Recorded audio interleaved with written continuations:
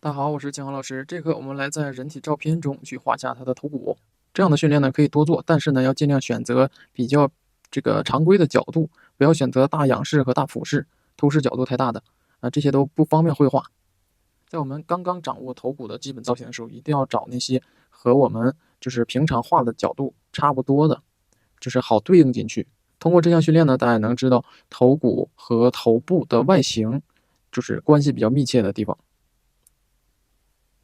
我们先来把图片降低一下透明度。人的头部呢，基本上是由头骨决定了这个造型的。我们先从左边第一个开始，在它颧骨的这个位置，大概就是它骨骼的宽度，因为这个位置呢，基本上骨骼就是贴着皮肤的。然后再往上，找到它颅骨的这个宽度以及大概的高度，这都可以调的。但是这个形呢，一定会在人体的里边在这个人物头像的里边，它不会跑出去。那么通过外形去观察，判断它大概这里是下颌转角。我们先概括一下，可以呢先做一个中线，然后眉弓中间的这个位置是一个向下的朝向的一个面，大概是这样的一个造型。然后在这里是眉弓中间和外侧穿插的一个地方，眉弓转角。从眉弓转角上去是颞线，颞线呢也是头部顶面和侧面的分界，也是正面和侧面的分界。这个位置能够看得出来，它在体表呢略微鼓出来一点。那这块呢就是它的额结节。眼眶的造型内高外低，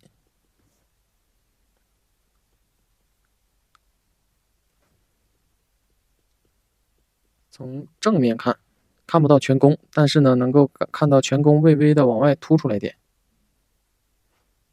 这里呢是它的颧骨底，颧骨底呢上节课我们讲过了，它和鼻前脊大概在一个水平位，基本上呢鼻前脊在这儿，也在鼻底正好在这儿，然后它的颧骨底呢也正好在这儿。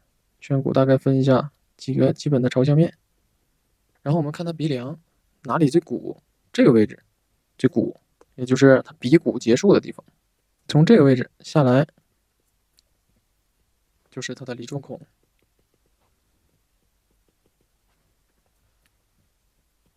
然后这个部分大概是嘴骨，然后从前面看，下颌竖着的这条边也是微微的往里边凹的。那我们把这个线趋势调整一下，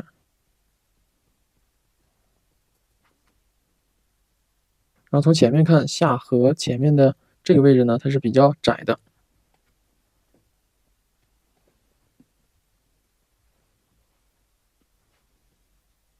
然后牙齿上排牙和下排牙呢，交界的地方不在口缝的地方。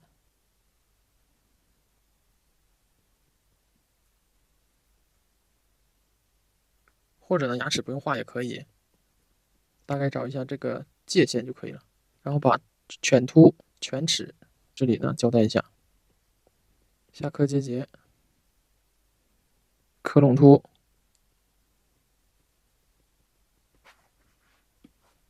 然后再调整一下头骨的顶点以及两侧的顶结节。如果刚开始呢，这个分析不太好，可以参照着图片，参照着头骨的结构图来画。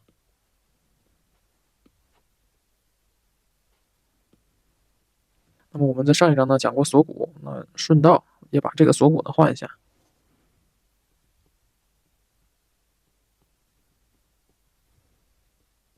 两个锁骨连接到胸骨上，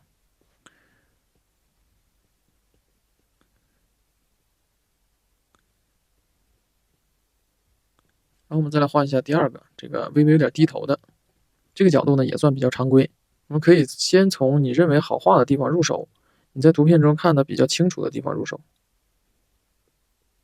整个头骨的上半部分构成了整个头部的造型，眼眶啊、鼻骨啊这个位置，再胖的人，这个头骨呢也是距离体表比较近的，它中间不会夹杂太厚的其他结构。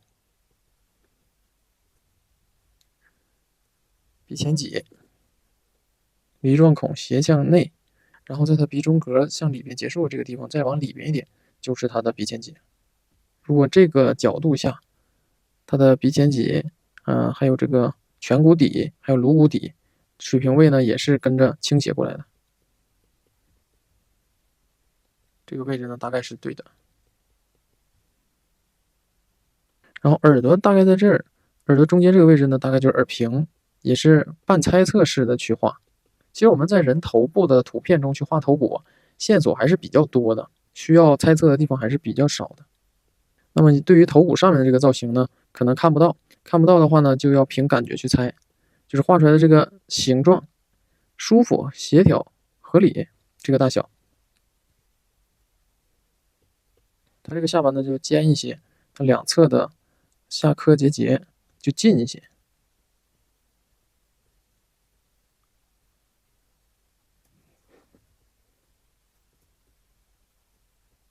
这个是牙齿的前面，这个是牙齿的侧面，这是下排牙的前面和侧面。我们不画牙齿的话呢，可以这样去交代。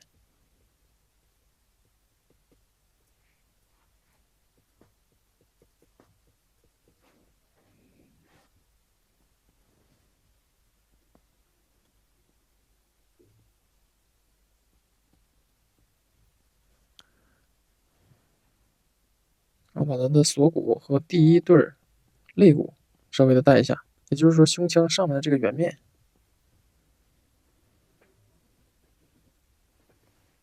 眼眶啊，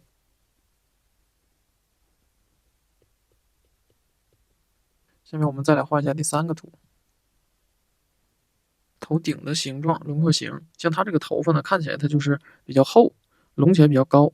那么这条头骨上面的边界就不能贴着头发来画，贴着头发来画的话，一定会把头骨画大的。先大概定一下，放在这里。我们把其他的结构呢画的再完善一点之后，再来进行比较。这个位置明显是颧骨，在鼻梁中间这个位置有起伏比较明显，它就是鼻骨最前面。这里确定了之后呢，就可以画出梨状孔了。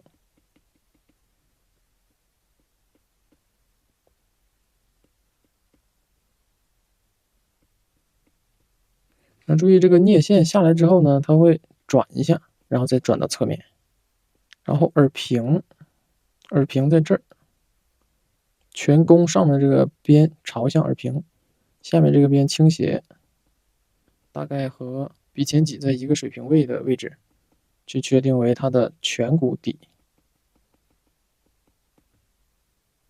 画多了，画了熟练了之后呢，对头骨造型呢有一个非常熟悉的程度，哪怕不用这样一点点去比较，也能够上手就把它勾勒准确。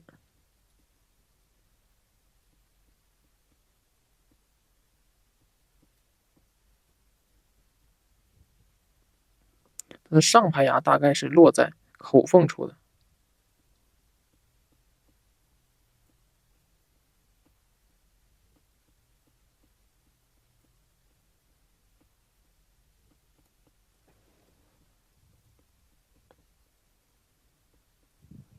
经验越来越丰富，画的就会越来越快，然后越来越准确。这里是乳突，这里是锁骨、胸骨、胸腔上面的圆面。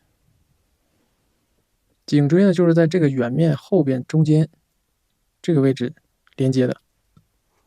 等我们讲颈部的时候呢，再具体去讲这个颈部里边的结构。把这个中线呢画一下。